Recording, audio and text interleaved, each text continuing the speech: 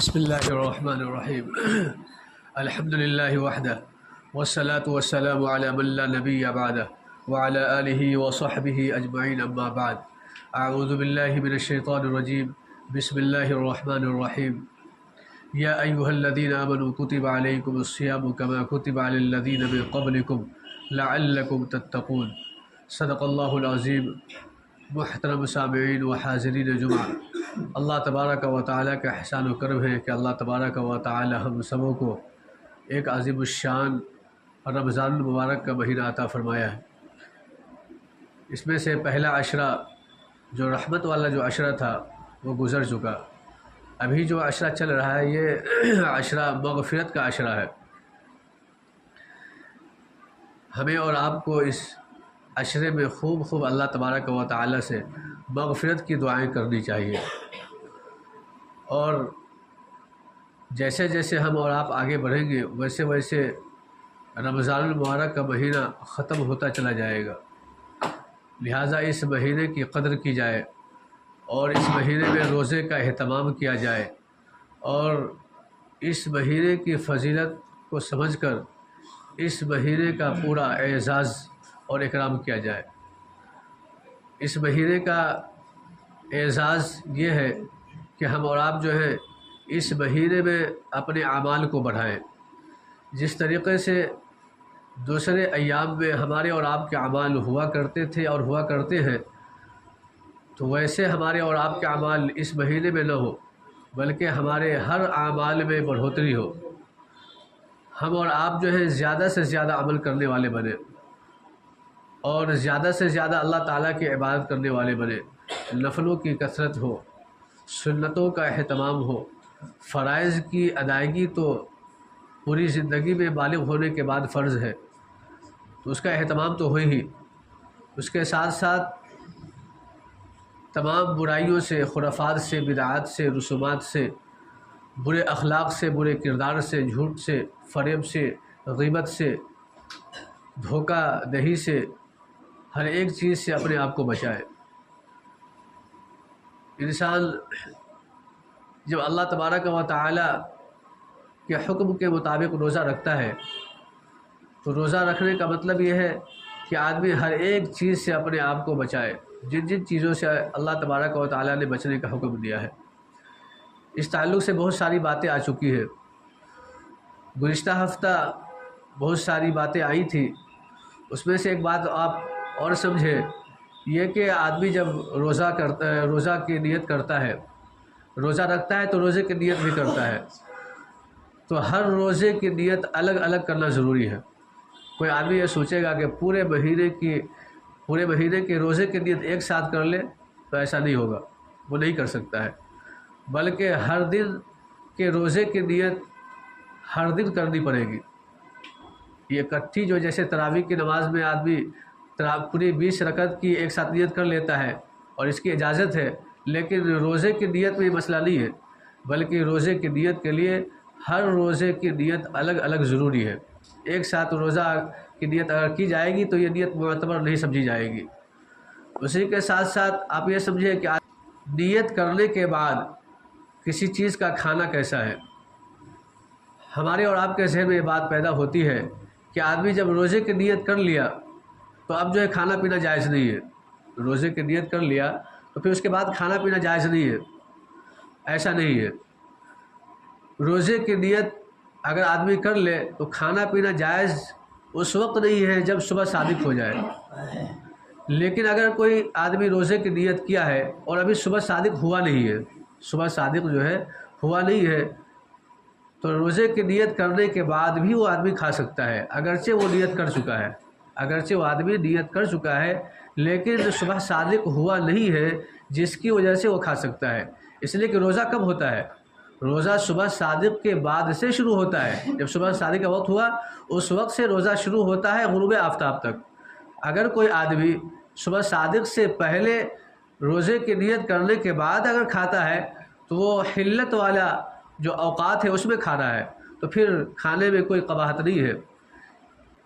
اسی طریقے سے کوئی آدمی ایسے ہوتے ہیں جو بغیر سحری کھائے روزہ رکھتے ہیں۔ کیا کرتے ہیں؟ بغیر سحری کھائے ہوئے روزہ رکھتے ہیں۔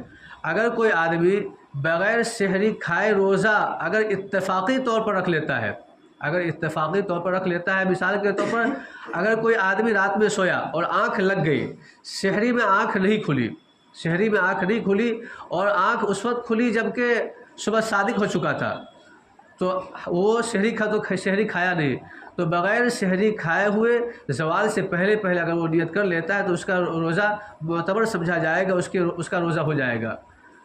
لیکن اگر کوئی آدمی یہ بہادری سمجھے اپنے آپ کو آدمی یہ سمجھے کہ اسی میں بہادری ہے کہ سحری نہ کھائے، سحری نہ کھانے کی عادت بنا رکھا ہے اور پھر وہ روزہ رکھتا ہے، تو پھر وہ آدمی جو ہے ایسا کرتا ہے، یہ باعث برکت جو ہے، یعنی سحری کھانا یہ باعث برکت ہے، یہ برکت والا عمل ہے، تو سحری کے برکات سے وہ آدمی محروم رہا، لیکن روزہ پھر بھی ہو جائے گا۔ کیا ہے؟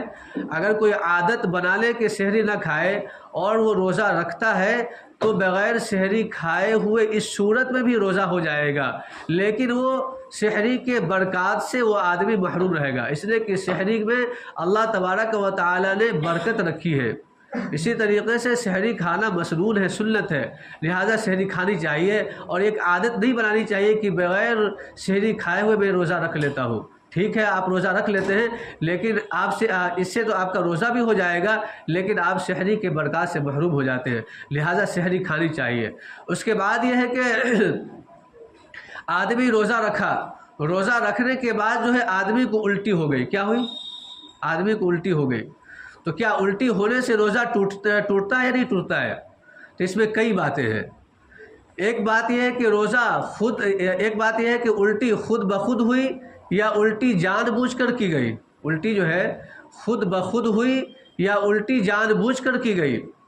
اگر الٹی خود بخود ہوئی ہے اور وہ الٹی منہ بھر کر بھی ہے پھر بھی روزہ نہیں ٹوٹے گا۔ اگر الٹی خود بخود ہوئی ہے، جان بوجھ کر نہیں ہے، اگر الٹی خود بخود ہوئی ہے اگرچہ الٹی منہ بھر کر ہو پھر بھی اس سے روزہ نہیں ٹوٹے گا۔ کیا ہے؟ پھر بھی اس سے روزہ نہیں ٹوٹے گا۔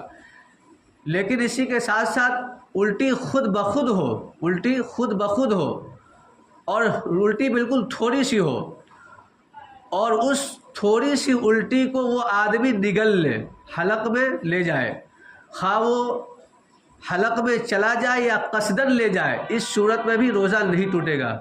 کیا ہوا؟ خود بخود الٹی ہوئی، جان بوجھ کر نہیں، خود بخود الٹی ہوئی اور تھوڑی الٹی ہوئی اور وہ حلق میں چلا جائے خود بخود یا قصدن جان بوجھ کر وہ حلق میں لے جائے، اس سے بھی روزہ نہیں ٹوٹے گا۔ لیکن اگر الٹی خود بخود ہوئی اور منہ بھر کر ہوئی، الٹی خود بخود ہوئی اور منہ بھر کر ہوئی اور اسے قصدن لوٹایا گیا، یعنی حلق میں اسے قصدن لے گیا، تو پھر اس سے روزہ ٹوٹ جائے گا۔ کیا ہے؟ اس سے پھر روزہ ٹوٹ جائے گا۔ یہ تو خود بخود الٹی ہونے والی بات تھی۔ اس کے بعد یہ ہے کہ الٹی جان بوجھ کر کی جائے، الٹی جو ہے جان بوجھ کر کی جائے، تو پھر اس میں یہ بات دیکھی جائے گی الٹی جو جان بوجھ کر کی گئی ہے تو الٹی منہ بھر کر ہے یا منہ بھر کر سے کم ہے۔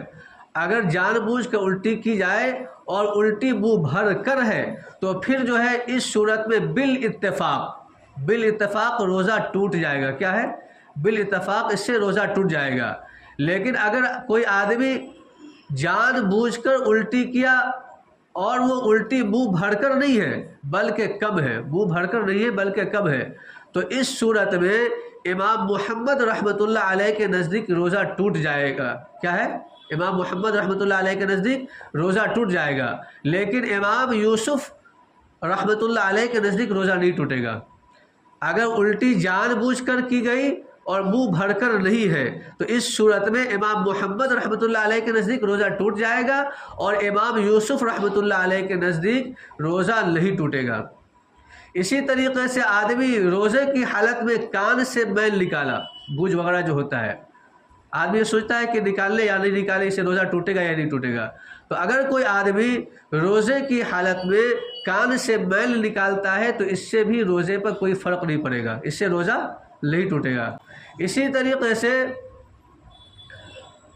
کوئی عورت افطار بنا رہی ہے اور افطار بنا رہی ہے تو اس کا نمک یا ذائقہ چکھ سکتی ہے نہیں چکھ سکتی ہے، تو اگر بغیر کسی عذر کے عورت اگر بغیر کسی عذر کے عورت یا مرد کوئی بھی ہو، اگر بغیر کسی عذر کے کھانے کا ذائقہ تو اگر کھانے کا ذائقہ بغیر کسی عذر کے اگر چکھتا ہے تو چکھنا مکروہ ہے۔ کیا ہے؟ چکھنا مکروہ ہے، اور چکھنے کے نتیجے میں اس کا ذائقہ حلق سے نیچے اتر جائے تو پھر روزہ ٹوٹ جائے گا۔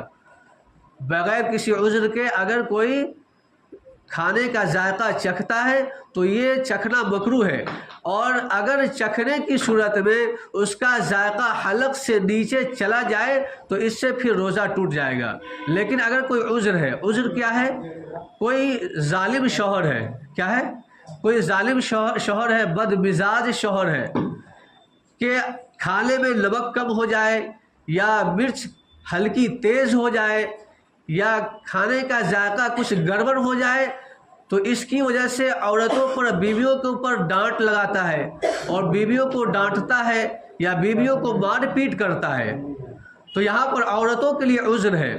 تو اس صورت میں عورت جو ہے کھانے کا ذائقہ چکھ سکتی ہے، اور چکھنے کے نتیجے میں کوئی کراہت روزے میں نہیں آئے گی، اس لیے کہ اب عذر پایا گیا، اس لیے کہ شوہر جو ہے ظالم ہے اور بات بات پر جو ہے وہ ڈانٹ لگا رہا ہے، جس کی وجہ سے کھانے کا ذائقہ اگر عورت چکھتی ہے شوہر کے ڈر کی بنیاد پر تو پھر چکھنا جائز ہے، اور چکھنے کی صورت میں روزے میں کوئی کراہت نہیں آئے گی۔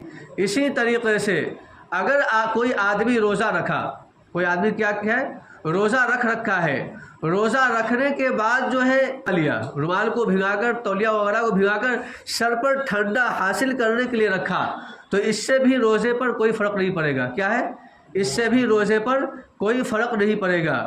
اسی طریقے سے کوئی آدمی روزہ رکھا ہے، اسی طریقے سے کوئی آدمی روزہ رکھا ہے، روزہ رکھنے کے نتیجے میں کوئی آدمی جو ہے مزدور آدمی ہے، مزدور آدمی وہ کام کر رہا ہے، جیسے راج مستری وغیرہ ہوتے ہیں یا اس کے علاوہ کوئی بھی آدمی مزدور آدمی کام کر رہا ہے، کام کرنے کے نتیجے میں پسینہ خوب نکلا، اور پسینہ نکلنے کے نتیجے میں پسینے کا 1-2 قطرہ حلق میں چلا گیا تو اس سے بھی روزہ نہیں ٹوٹے گا، اس سے بھی روزہ نہیں ٹوٹے گا۔ اسی طریقے سے کوئی آدمی خوب اللہ تعالیٰ کے سامنے رو رو کر دعا کر رہا ہے، خوب جو ہے اللہ سے خوب رو رو کر دعا کر رہا ہے، یا ہے کہ کوئی حادثہ سامنے آیا، کوئی حادثہ پیش آ گیا جس کی وجہ سے وہ آدمی رونے لگا، دعا وہ کر رہا ہے کہ کوئی حادثے کی بنیاد پر وہ آدمی رونے لگا، اور رونے کے نتیجے میں آنسو کے قطرے نکلنا شروع ہو گئے، اور آنسو کے قطرے نکلتے نکلتے جو ہے آنسو کے 1-2 قطرے حلق میں چلے گئے۔ کیا ہو گئے؟ آنسو کے 1-2 قطرے جو حلق میں چلے گئے، اس سے بھی روزہ نہیں ٹوٹے گا۔ اگر کوئی آدمی روزہ رکھا، روزہ رکھنے کے بعد روزہ جان بوجھ کر توڑ دیا، کیا کیا؟ روزہ جان بوجھ کر توڑ دیا، یعنی کھا پی لیا، یا یہ کہ بیوی کے ساتھ ہم بستر ہو گیا، تو اس سے روزہ ٹوٹے گا بھی، اور روزہ ٹوٹنے کے ساتھ ساتھ اس پر کیا ہوگا؟ کفارہ بھی واجب ہے۔ کفارہ کیا ہے؟ روزے کا کفارہ کیا ہے؟ روزے کا کفارہ یہ ہے کہ 60 روزہ مسلسل رکھنا پڑے گا۔ اگر کوئی آدمی جان بوجھ کر ایک روزہ توڑ دیتا ہے، کوئی آدمی جان بوجھ کر ایک روزہ توڑ دیتا ہے تو ایک روزہ توڑنے کی وجہ سے مسلسل اسے 60 روزہ جرمانے کے طور پر رکھنا پڑے گا، کفارے کے طور پر، اور لگاتار رکھنا پڑے گا۔ اگر بیچ میں ایک دن بھی ناغہ کر دیتا ہے تو اس کا کوئی اعتبار نہیں ہوگا، بلکہ پھر شروع سے 60 روزے رکھنے پڑیں گے، اور ایک روزہ قضا کے طور پر ٹوٹل 61 روزہ رکھنا پڑے گا۔ کتنا؟ اگر کوئی آدمی جان بوجھ کر روزہ توڑ دیتا ہے تو ٹوٹل 61 روزہ رکھنا پڑے گا، ایک روزہ قضا کے طور پر اور 60 روزہ کفارے کے طور پر، اور لگاتار رکھنا پڑے گا، بیچ میں کوئی وقفہ کی گنجائش نہیں ہوگی، بیچ میں کوئی وقفے کی گنجائش نہیں ہوگی۔ اگر کوئی آدمی روزہ نہیں رکھ سکتا ہے، یعنی روزہ مطلب کفارہ اس پر ہو گیا، تو 60 روزہ مسلسل رکھنا اسے دشوار ہے، نہیں رکھ سکتا ہے، تو پھر اس صورت میں 60 مسکین کو 2 وقت کا بھر پیٹ کھانا کھلانا ضروری ہوگا۔ 60 مسکین کو 2 وقت کا بھر پیٹ کھانا کھلانا ضروری ہوگا، تو روزے کی کفارے کی بات ہے۔